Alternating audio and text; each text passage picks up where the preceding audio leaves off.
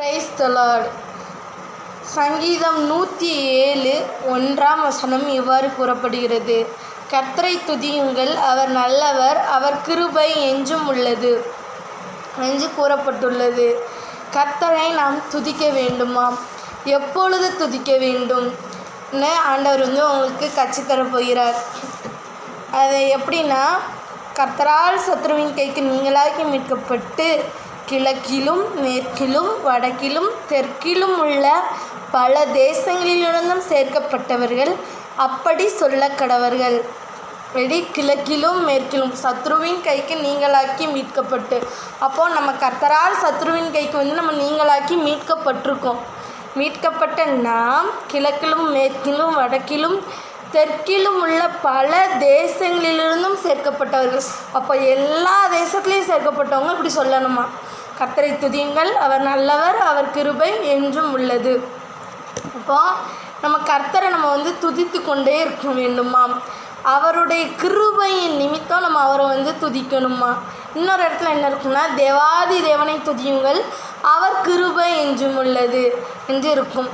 அப்போது நம்ம எப்பொழுதுமே அவரை துதிக்கக்கூடியவர்களாய் நாம் இருக்க வேண்டும் என்று வேதாகமும் நமக்கு கற்றுக் கொடுக்கிறது. அதே போல் தாவீது ராஜா எழுதியிருக்கிறார்: கர்த்தரை துதியுங்கள்.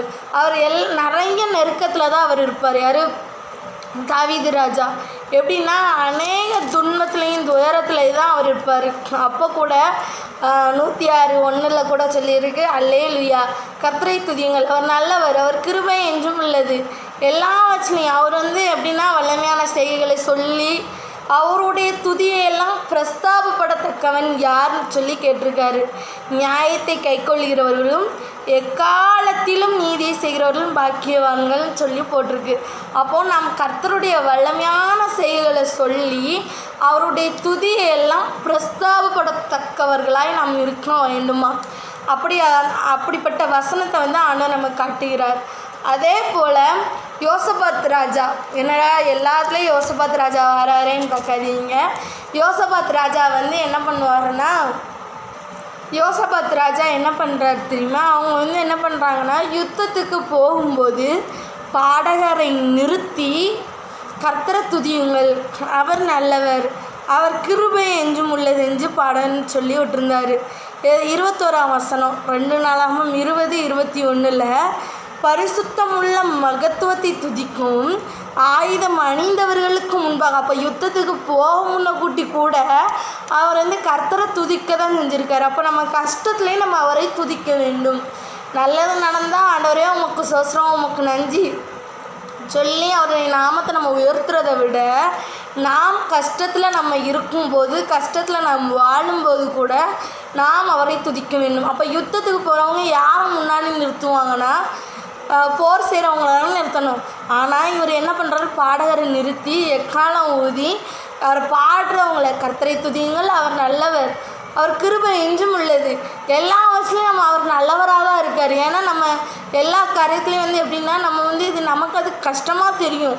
சில நாட்களில் நமக்கு கஷ்டமாக தெரியும், அநேக பலவீனங்களில் கூட கஷ்டமாக தெரியும். ஆனாலும் அவர் நம்மோடு கூட இருக்கிற தேவன் தான்.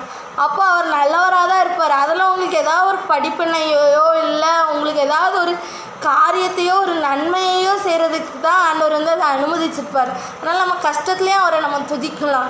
ஒரு ஜெயம் தந்தாரா, அதுக்கு துதிக்கிறீங்க. தோல்வி வந்தாலும் துதிக்கணும்னு சொல்லி ஆண்டவர் உங்களுக்கு கற்றுக் கொடுக்கிறார். அவரை எப்பொழுதுமே நம் ஸ்தோத்திரத்தோடு கூட அவருடைய துதியை நம்ம பிரஸ்தாபப்படுத்தணுமா. தாவீது ராஜா அநேக நாட்களில் கூட துயரத்தில் நிறையா பையனால் பிரச்சனை வரும், நிறைய பிரச்சனை இல்லை, சொந்த ராஜானால பிரச்சனை வரும், அதுலேயும் ஆண்டவர் சவுல் ராஜாவனால பிரச்சனை வரும். அப்போ என்ன பண்ணுவான்னா, ஆண்டவரை தான் துதிப்பார். அப்போ நம்ம எப்படி இருக்கணும்னா, கஷ்டத்துலேயும் நஷ்டத்துலேயும் எல்லா வச்சுலேயும் கர்த்தரை நம்ம முழு மனதோடு கர்த்தரை துதிக்க நம்ம பழகி கொள்ள வேண்டும். ஆண்டவர் இதை உங்களுக்கு கற்றுக் கொடுக்கிறார். நம்ம எப்படி இருக்கணும்னா, கர்த்தரை எப்பொழுதும் எக்காலத்துலேயும் நம்ம சோஸ்தரித்து அவருடைய துதி நம்ம வாயில் எப்பொழுதும் இருக்கணுமா. அப்போ நம்ம எப்பொழுதுமே அவரை நாம் துதித்து நாம் சோஸ்தரிக்க நாம் பழகி கொள்ள வேண்டும். ஆண்டவர் உங்களை எப்பொழுதுமே துதிக்க உங்களை ஊக்கப்படுத்துகிறார். ஆமென்.